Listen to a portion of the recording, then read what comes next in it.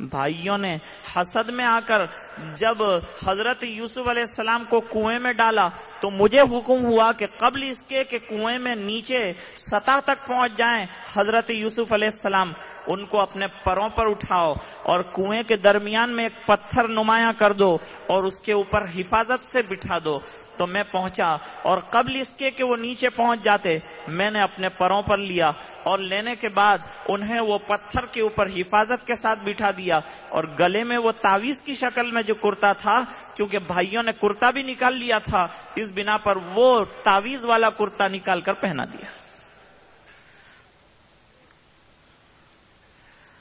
تو عرض کرنے کا منشا یہ، پھر کرتا ایک عرصے تک رہا اور اس کے مختلف کمالات جو ہیں وہ ظاہر ہوتے رہے۔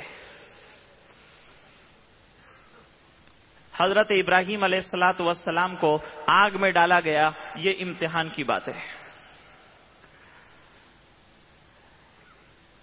اس امتحان میں بھی اللہ تعالیٰ نے کامیابی عطا فرمائی۔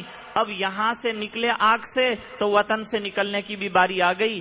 بادشاہ نے حکم کیا اب تم یہاں نہیں رہ سکتے، اب نکلنا ہے تمہیں، ہمارے ملک میں تم نہیں رہ سکتے، اس بنا پر کہ یہ تو چاہتا یہ تھا بادشاہ کہ آگ میں ڈالیں گے تو دنیا دیکھ لے گی کہ جو ایسی دعوت چلاتا ہے اس کا کیا انجام ہوتا ہے، لیکن یہاں جب دیکھا کہ آگ کے اندر بھی حضرت ابراہیم علیہ السلام جیسے گلزار میں اور گلشن میں ہوں اس طرح سے بیٹھے ہیں اور اللہ کی یاد میں ہیں، تو دیکھ کر بہت سے لوگ جو ہیں گرویدہ اسلام ہونے لگے اور حلقہ بگوش ایمان ہونے لگے۔ اس بنا پر بادشاہ نے کہا یہ تو میری بازی ہی پوری الٹی ہو گئی، لہٰذا ان کو اب یہاں سے نکالو ورنہ میرا تختہ الٹ دیں گے۔ وطن سے نکالا گیا۔ نبی کریم صلی اللہ علیہ وسلم کے لیے بھی آخری سازش مکہ کے لوگوں نے یہی کی کہ اب تو یہ دین کو کنٹرول میں کرنا بہت دشوار ہو گیا ہے، اس لیے فائنل ڈیسیژن یہ ہے کہ یا تو انہیں ختم کیا جائے یا پھر ان کو یہاں سے نکلنے کے لیے کہا جائے۔ ادھر اللہ کا بھی حکم آ گیا، بہت سے لوگ جا رہے تھے مدینہ منورہ، اللہ نے مدینہ منورہ کو یہ شرف دیا کہ سرور کائنات صلی اللہ علیہ وسلم کا استقبال کرے وہاں کے لوگ۔ صحابہ پہلے سے پہنچ رہے تھے اور حضرت صدیق بھی جانا چاہتے تھے، تو کہا نہیں ٹھہر جاؤ، مجھے امید ہے کہ اللہ تعالیٰ مجھے بھی حکم فرمائیں گے، ان کی سازشیں ہیں مجھے قتل کرنے کی اور ختم کرنے کی، تو قبل کہ یہ ختم کریں اللہ تعالیٰ مجھے ہجرت کا حکم دیں گے، تم اونٹنیاں تیار رکھنا۔ 2 اونٹنیاں خرید کے تیار رکھی گئیں۔ دوپہر کے وقت صدیق اکبر رضی اللہ تعالیٰ عنہ کے مکان پر پہنچے نبی کریم صلی اللہ علیہ وسلم اور فرمایا مجھے اجازت مل گئی ہجرت کی، آج رات ہمیں نکلنا ہے، اونٹنیاں تیار رکھنا۔ یہاں چاروں طرف سے گھیرا ڈالا تھا دشمنوں نے کہ نکلیں ایسے ہی ختم کر دیں، لیکن سوتے کے سوتے رہ گئے اور نبی کریم صلی اللہ علیہ وسلم ان پر یوں مٹی اور خاک ڈالتے ہوئے وہ نکلے، اور حق تعالی شانہ نے حضرت صدیق اکبر رضی اللہ تعالیٰ عنہ بھی رفیق ہیں اس سفر کے اندر، وہاں غار ثور میں اور وہاں سے مدینہ منورہ پہنچا دیا۔ وہاں انتظار تھا، چھوٹے بچے بھی نکلتے تھے روزانہ، کب آئیں گے نبی کریم صلی اللہ علیہ وسلم اور کب ہم آپ کا استقبال کریں گے، کب آپ کا چہرہ انور دیکھنے کا موقع ملے گا، کب دیدار ہوگا۔ بے چینی اور بے تابی، روزانہ دوپہر تپتی ہوئی دھوپ میں نکلتے واپس چلے جاتے۔ ایک یہودی نے اپنے مکان کی چھت سے دیکھا کہ 2 سائے نظر آتے ہیں دوپہر کی تپتی ہوئی دھوپ میں اس ریگستان کے کنارے پر جہاں آسمان کا قلابہ اور وہ ریگستان ختم ہوتا ہے۔ اس افق پر طلوع ہوئے 2 سواریوں والے اور انہوں نے اعلان کیا کہ ہلموا الی مقصدکم، تمہارا مقصد آ گیا ہے، تمہارا آبجیکٹ تم جس کو تلاش کرتے تھے وہ آ گیا۔ تو بچے بھی نکلے اور بڑے بھی نکلے اور پھر دیکھا کہ سرکار مدینہ جناب رسول اللہ صلی اللہ علیہ وسلم تشریف لے آئے ہیں۔ وطن سے نکالا گیا تو ایک نظر ڈالی تھی میرے محبوب صلی اللہ علیہ وسلم نے وطن عزیز مکہ مکرمہ پر، اور یوں فرمایا تھا کہ مکہ تجھے نہ چھوڑتا، لیکن کیا کروں کہ برادران وطن رہنے نہیں دیتے۔ اب جب وہاں پہنچے تو بچوں کے ترانے سنیے کہ کیا کہا۔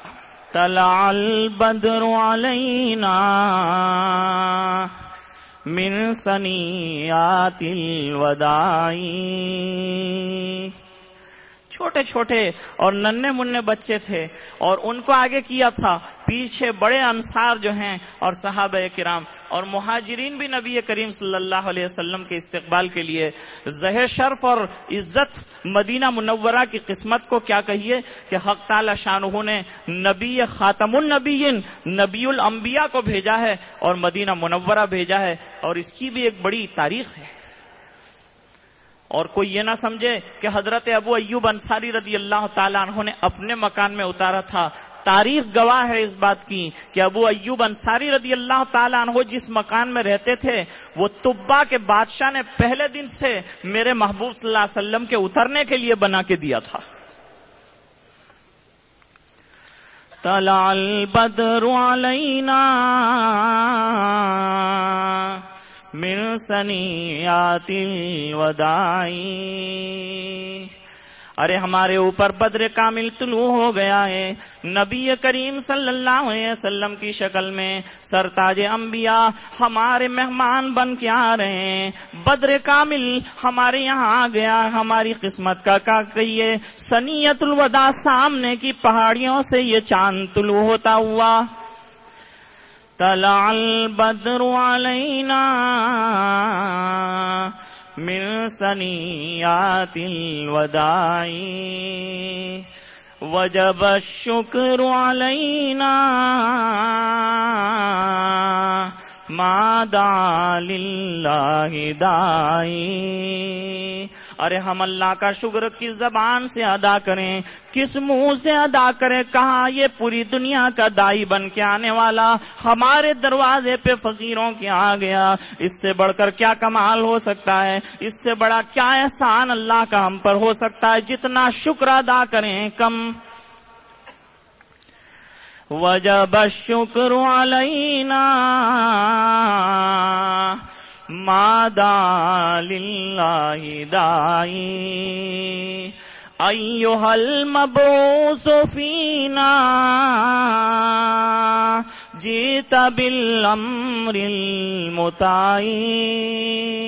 فرماتے ہیں مبعوث ہو کے آنے والے، پوری دنیا کے لیے نبی بن کے آنے والے جس کے بعد اور کوئی نبی نہیں آئے گا. خاتم النبیین بن کے آنے والے، اے اخیری نبی تیرا استقبال ہے، اور ضروری ہے کہ تو جو بات لے کے آیا ہم اس کو مانیں، اس کی اتباع کریں. تیرے منہ سے نکلنے والی بات ایسی نہیں جس کا انکار کیا جا سکتا ہے. وہ تو واجب الاتباع ہوتی ہے. جو تو حکم فرمائے اس پر چلنا ہمارے لیے انتہائی ضروری. ایھا المبعوث فینا جیت بالامر المطاع. تو واجب الاتباع امر لے کے آیا ہے ہمارے پاس.